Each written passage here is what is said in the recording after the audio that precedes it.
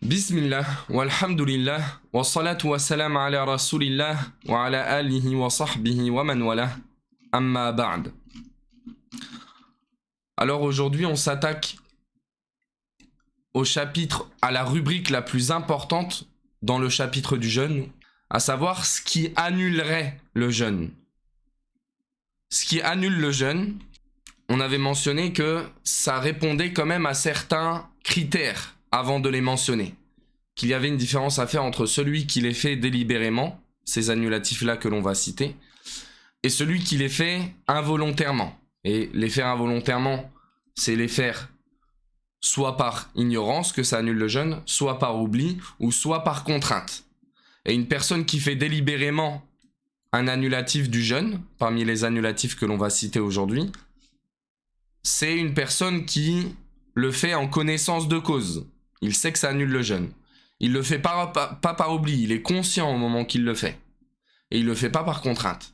Et on avait dit que cette personne qui le fait délibérément, cet annulatif, il doit, dans un premier temps, obligatoirement se repentir.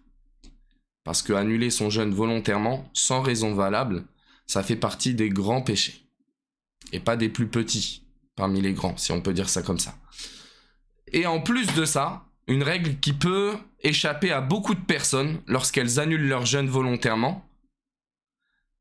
Déjà, même en annulant ton jeûne, tu es toujours dans l'obligation d'observer l'abstinence. C'est-à-dire que tu as annulé ton jeûne, tu l'as fait délibérément. Tu n'as toujours pas le droit de continuer de manger, de boire, et encore pire, d'avoir des rapports charnels. Dans le cas contraire, chaque fois que tu continues de faire un truc qui annule ton jeûne, même si tu viens de l'annuler, et bien chaque fois que tu le fais, tu as un péché. Tu as un péché. Et on avait parlé de la troisième question, doit-elle rattraper le jeûne, celle qui l'annule délibérément sans excuse valable, sans dispense légitime? Eh bien nous on avait dit que l'avis le plus juste, wallahu a'lam, pour nous, jusqu'aujourd'hui, c'est que tu ne peux pas rattraper. Tu n'auras pas ce privilège-là de pouvoir rattraper un jeûne si tu l'annules volontairement ou si tu décides de ne pas le jeûner volontairement sans excuse. Dès lors, on comprend que la personne qui, âgée de 15 ans, est devenue pubère, décide, voilà, par laxisme de sa part, de ne pas jeûner jusqu'à ses 18 ans, par ambiguïté, on lui a mis une ambiguïté dans la tête. Hein, ça existe de nos jours, il n'y a rien d'étonnant là-dedans qu'une personne soit amenée à penser que bah moi je commencerai à faire ma religion dès que j'aurai 18 ans. Une pure erreur. Même certains parents musulmans quelquefois cautionnent cela, voire encouragent cela. Oui, moi j'attends que tu sois libre, que tu fasses tes propres choix. Et pour moi, voilà, parce que en Europe la majorité c'est 18 ans, bah tu commenceras à faire tes choix quand tu auras 18 ans. Non, ça c'est une erreur. Une grossière erreur même. Et on avait dit que c'était l'avis d'Ibn Hazm, d'Ibn Taymiyyah, d'Ibn Uthaymin, d'Al-Albani, de Muqbil. Ces savants-là, rahmatullahi alayhim, ils sont de cet avis qui consiste à dire que tu ne rattrapes pas un jeûne que tu as loupé ou annulé volontairement. Maintenant, la question, quels sont les annulatifs du jeûne? Quels sont les annulatifs du jeûne? Les annulatifs du jeûne, à la base des bases, ils sont au nombre de 3. C'est manger, boire et avoir des rapports charnels. Ça, c'est la base.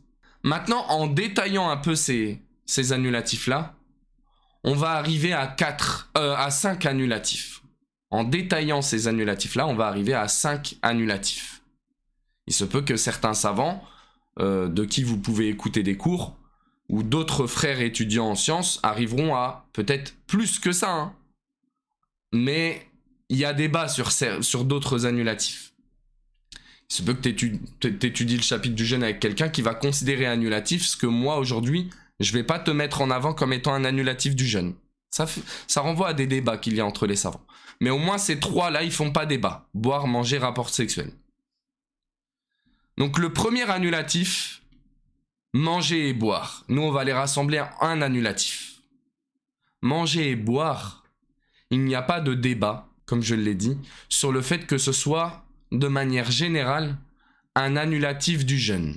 La preuve en est ce verset où Allah subhanahu wa ta'ala nous dit وَكُلُوا وَاشْرَبُوا حَتَّى يَتَبَيَّنَ لَكُمُ الْخَيْطُ الْأَبْيَضُ مِنَ الْخَيْطِ الْأَسْوَدِ مِنَ الْفَجْرِ. Et mangez et buvez jusqu'à ce que n'apparaisse le fil blanc de l'aube du fil noir de la nuit. Et lorsqu'Allah nous permet de manger de cette limite-là à cette limite-là, on comprend que la journée, c'est interdit. C'est interdit. Et que ça annule le jeûne, qui plus est. Manger ou boire, quand on détaille cette question-là, eh bien ça se fait par deux voies. Par deux voies, si tu préfères. Il y a les voies initiales par lesquelles on mange et on boit.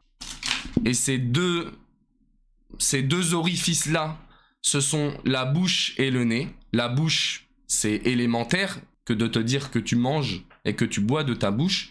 Le nez, c'est par rapport à un hadith du prophète sallallahu alayhi wa sallam dans le chapitre des ablutions, dans lequel il nous dit « Balir filistinshaq, illa an takuna sa'ima » Exagérez dans l'inspiration de l'eau pendant les ablutions dans votre nez.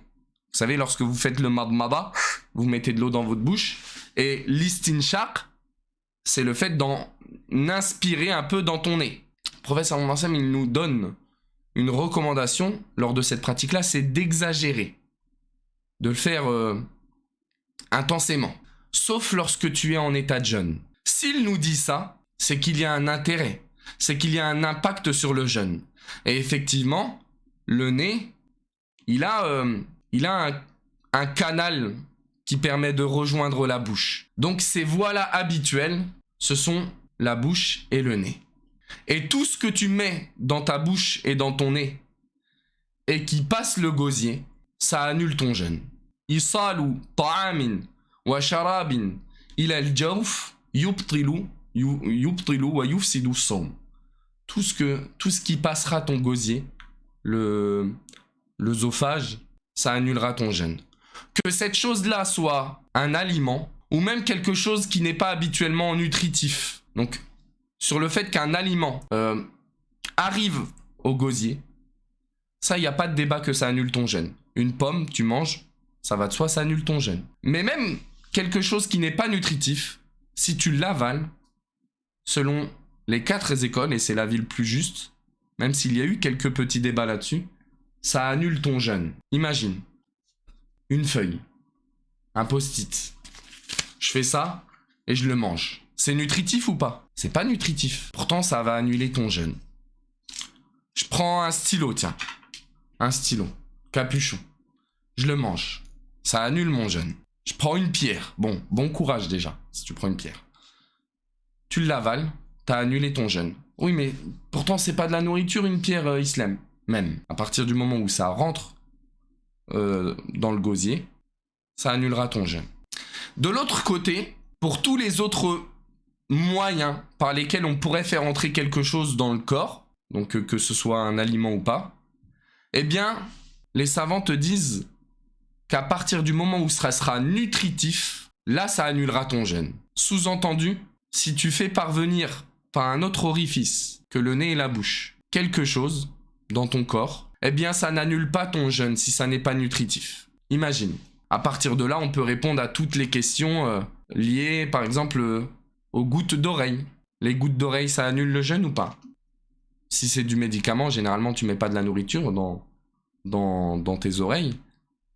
Ça n'annulera pas ton jeûne. Même si tu sens un goût dans ta gorge. Et ça, là, c'est l'avis généralement d'Ibn Taymiyyah et d'autres savants sur ces questions-là. C'est que pour eux, les orifices qui sont réservés au fait de manger, boire, c'est uniquement la bouche et le nez. Et c'est par là que tout se concentre dans le chapitre du jeûne.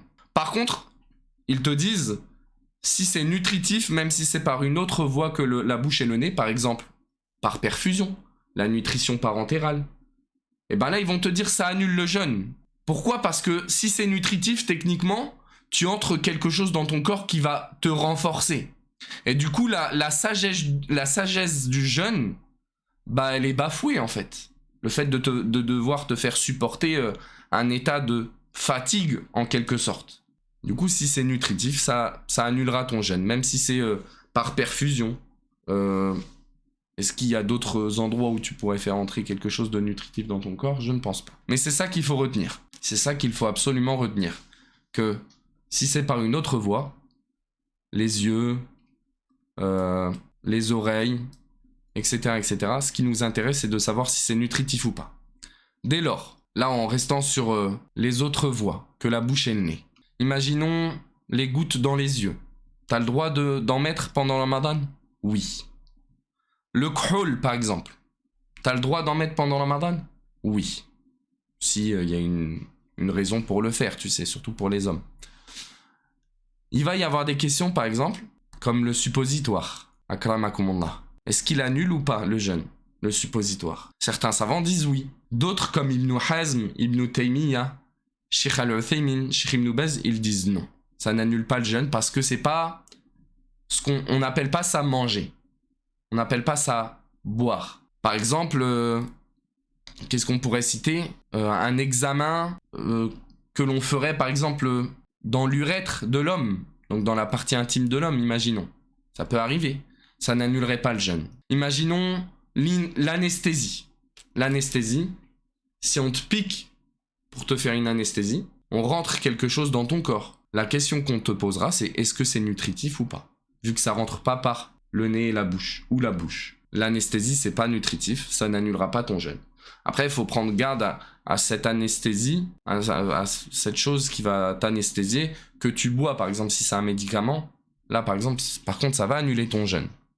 Ça va annuler ton jeûne. On pourrait parler aussi des questions liées à la bouche et le nez, comme le fait d'avaler sa salive. Est-ce que avaler sa salive, ça va annuler ton jeûne?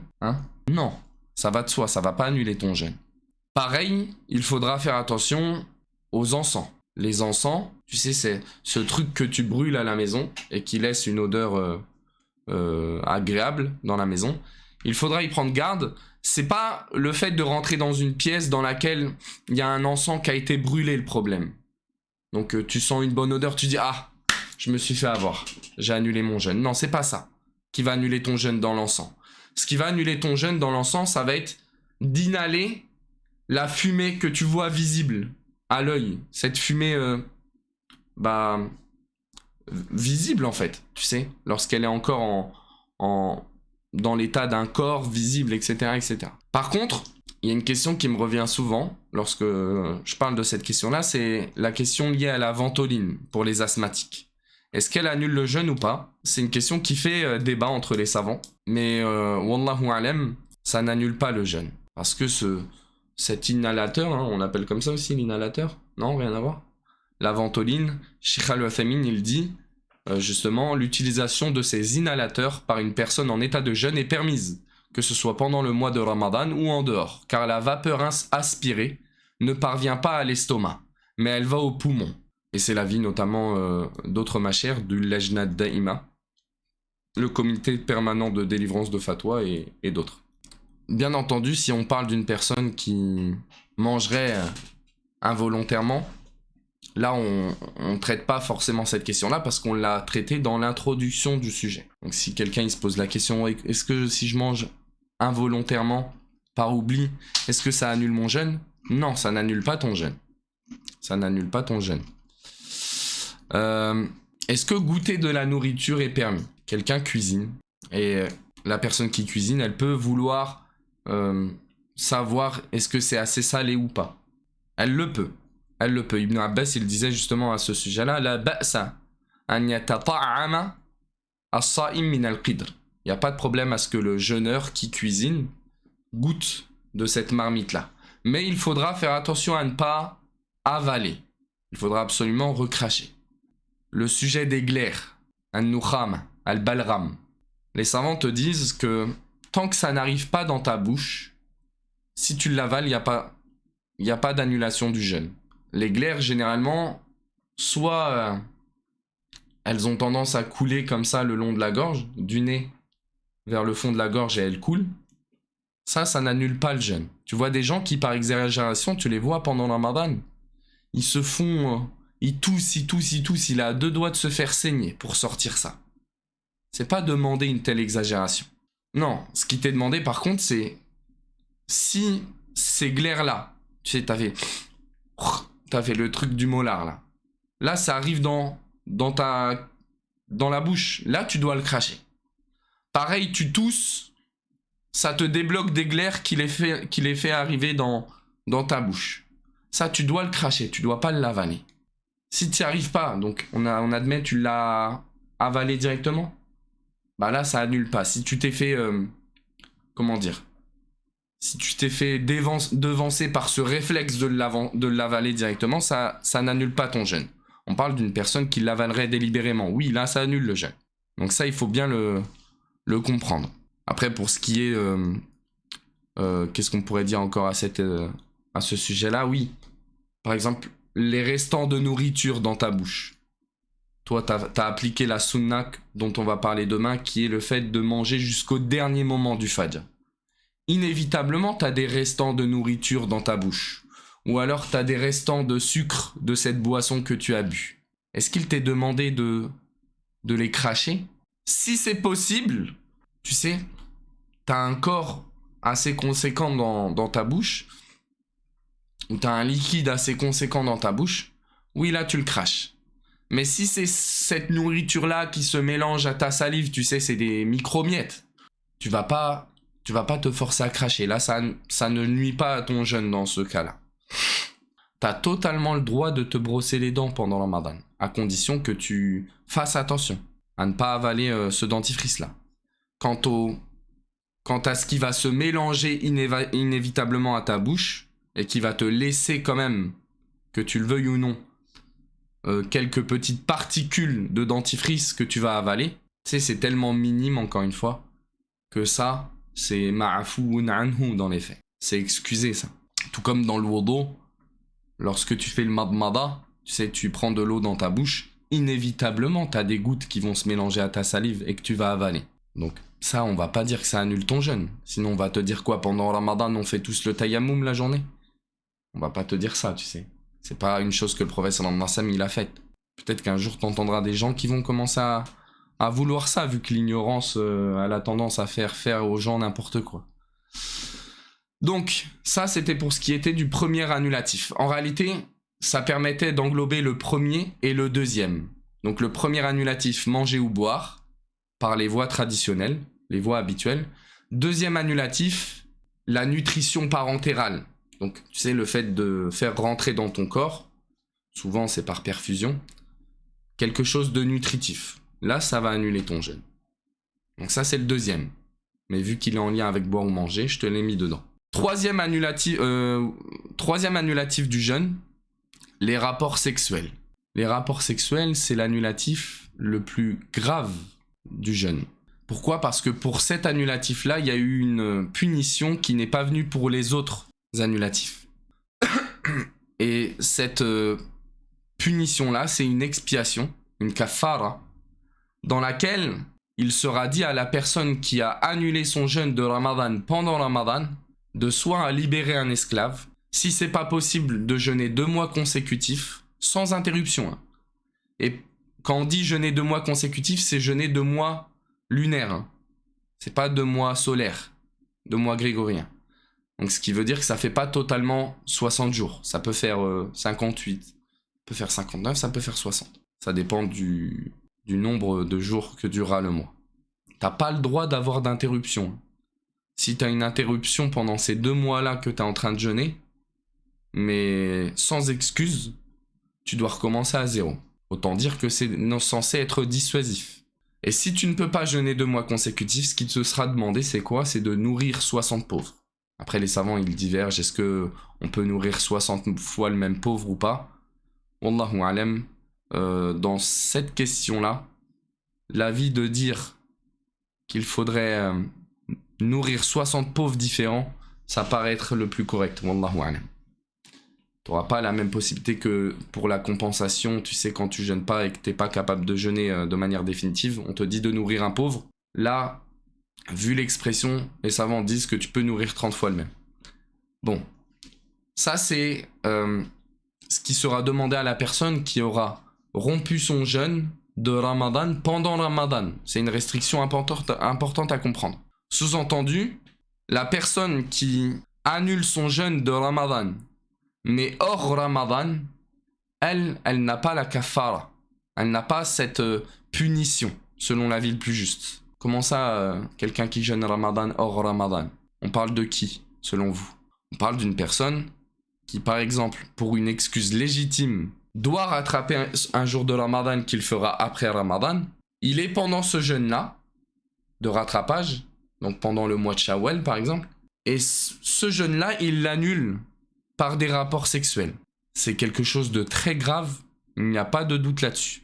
Par contre, il y a eu débat, est-ce que c'est au même titre que d'avoir annulé ce jeûne de Ramadan pendant Ramadan ou pas? Non. Parce que Ramadan, le mois en lui-même, il a une sacralité particulière. C'est ce qui fait qu'il y a une telle punition. Et cette punition-là, elle concerne exclusivement celui qui rompt le jeûne par les rapports sexuels pendant Ramadan. C'est ça. C'est cette personne-là qui est concernée par l'annulatif. Ok. Imaginons quelqu'un qui souhaite, malheureusement, hein, et ça peut exister encore une fois, il souhaite avoir des rapports sexuels. Et il sait qu'en annulant son jeûne par les rapports sexuels, bah, il devra subir les conséquences et donc qu'on lui impose cette expansion, expiation là. Donc il se dit, bah moi je vais pas annuler mon jeûne de Ramadan par ça. Je vais l'annuler par de la boisson. Et après je vais avoir des rapports sexuels. Imaginez quelqu'un qui fasse ça. Et qui se pense malin à faire ça. Lui techniquement, lorsqu'il a des rapports sexuels, son jeûne il est déjà annulé. Est-ce qu'il doit rembourser ou pas? Est-ce qu'il doit expier ou pas? Est-ce qu'il sera concerné par cette sentence-là ou pas? Oui, selon la majorité des savants, il sera quand même concerné par cette sentence-là. Parce que Ramadan a quand même cette sacralité-là. Et puis lui, il a rompu son jeûne de manière illégitime. Qui plus est, sûrement dans l'intention de faire ça. Et puis ça ouvrerait la porte à toute personne qui voudrait le faire sans avoir besoin d'expier. Quelqu'un qui serait un minimum malin, il dirait, bah moi je vais pas annuler directement mon jeûne par ça. Je vais d'abord boire une gorgée. Et après je vais faire ça. Non? Et ben dans ces cas-là, il est quand même concerné par la sentence. Selon l'avis de la majorité des savants. Et c'est vrai que cette danni dhali'a, pour fermer les portes à ces envies-là, c'est très pertinent, je trouve. Wallahu a'lam. Donc ça c'était pour ce qui était du troisième annulatif. Quatrième annulatif, l'éjaculation volontaire. C'est un peu une question qui est une sous-question des rapports sexuels. Parce que dans les rapports sexuels, ce qu'on recherche, c'est quoi? C'est éjaculer. C'est le moment où l'homme ou la femme va jouir. C'est ça qui est recherché, le plaisir de la peau, le plaisir de la chair. C'est ça qui est voulu. C'est jusqu'à cette étape-là c'est à partir de cette étape-là qu'on va s'arrêter en général. L'éjaculation volontaire, provoquée, que tu as voulu, quel que soit le moyen par lequel tu y es arrivé, que ce soit par la main, que ce soit en se frottant, que ce soit en regardant quelque chose. Et l'objectif en regardant cette chose, c'était bel et bien d'arriver à ça, c'est pas un accident. Eh bien, à partir du moment où il y aura eu éjaculation volontaire, le jeûne, il est invalidé. Est-ce qu'il a l'expiation, lui? Non. Non. Certains savants, Sheikh al-Albani par exemple, Ibn Hazm et d'autres, c'est peut-être même l'avis de Sheikh Muqbil, Wallahu a'lam, disent que l'éjaculation volontaire, elle n'annule pas le jeûne.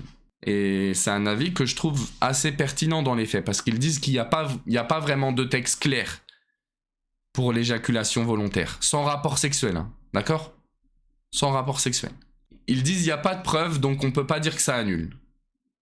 Après, la majorité des savants, ils ont comme preuve ce hadith où le prophète sallallahu alayhi wa sallam, il nous dit qu'Allah subhanahu wa ta'ala a dit que tu sais, après avoir dit que toute bonne action que tu fais, Allah, il te la multipliera en termes de valeur de 10 jusqu'à 700 fois. Allah, il dit, sauf le jeûne, parce qu'il est pour moi et c'est moi qui récompensera en conséquence. Mon serviteur, il délaisse pour moi sa boisson, sa nourriture et ses shahwa, ses désirs. Donc la majorité des savants qui disent que ça annule le jeûne, l'éjaculation volontaire, ils se disent, ça rentre dans les désirs, ça. Parce que c'est ce qui est voulu par les rapports sexuels à la base. C'est ce désir-là qui est voulu. Après, le Sheikh al-Albani, Ibn Hazm, ils te disent non, c'est pas clair. C'est pas clair. Pour eux, c'est que les rapports sexuels. Allahu a'lam. Ce qui est sûr, c'est que c'est pas un mois pour faire ça. L'année, toute l'année, c'est pas le moment pour faire ça. Mais plus encore pendant Ramadan. Plus encore pendant Ramadan. Et ne parlons même pas d'une personne qui ajoute à l'éjaculation le fait de regarder des images pornographiques. Wala'iyadhu billah. Ne parlons même pas de cette personne-là. Le but du jeûne, c'est d'atteindre la piété. Si dans cet état-là, dans lequel tu te mets à l'épreuve, tu essayes de t'affaiblir justement de ces choses-là, de combattre ces démons-là, tu n'y arrives pas et tu ajoutes ça, il faut craindre Allah subhanahu wa ta'ala, et c'est le but du jeûne. Remarquez par contre qu'il y a une petite différence à faire, c'est que les rapports sexuels, attention, hein, à partir du moment où il y aura pénétration, tu es tombé dans l'annulatif. Hein. Il n'est pas demandé, enfin, l'annulatif des rapports sexuels, c'est pas de pénétrer jusqu'à l'éjaculation. Hein. Non, à partir du moment où la pénétration a lieu, et les savants te disent que la pénétration, elle a eu lieu indatari bil hashafa, lorsque, comment on l'appelle cette partie-là, le gland du pénis, il a été introduit dans la verge de la femme, c'est compté comme un rapport sexuel. Avant ça, non. C'est pas obligé d'aller jusqu'à l'éjaculation pour que ça compte. Non. Juste la pénétration, c'est un rapport sexuel. Donc ça, c'était pour ce qui était lié à l'éjaculation volontaire. 5e annulatif du jeûne, tout ce qui va venir empiéter sur les conditions du jeûne l'annulera. Donc qu'est-ce qu'on entend par là? Par exemple, parmi les conditions du jeûne, rappelez-vous, on a dit le fait pour une femme de ne pas être en état de menstru ou de lochi. La femme qui tombe dans l'état de menstru, ne serait-ce que 1 minute avant le maghrib, son jeûne il est annulé. Apostasie aussi, wala'iyadhu billah. Ça contredit la première condition, qui est le fait d'être musulman. Donc ça annule ton jeûne, ça va de soi. Quelqu'un qui est déterminé à rompre son jeûne, même s'il mange pas, même s'il boit pas. Il est déterminé à rompre son jeûne. Il se dit c'est bon, moi je jeûne pas là. Moi je jeûne plus, c'est bon. Il a annulé son jeûne. Si c'est pas simplement des wasawis de shaitan. Non, s'il est fermement décidé à le rompre, son jeûne il est invalide.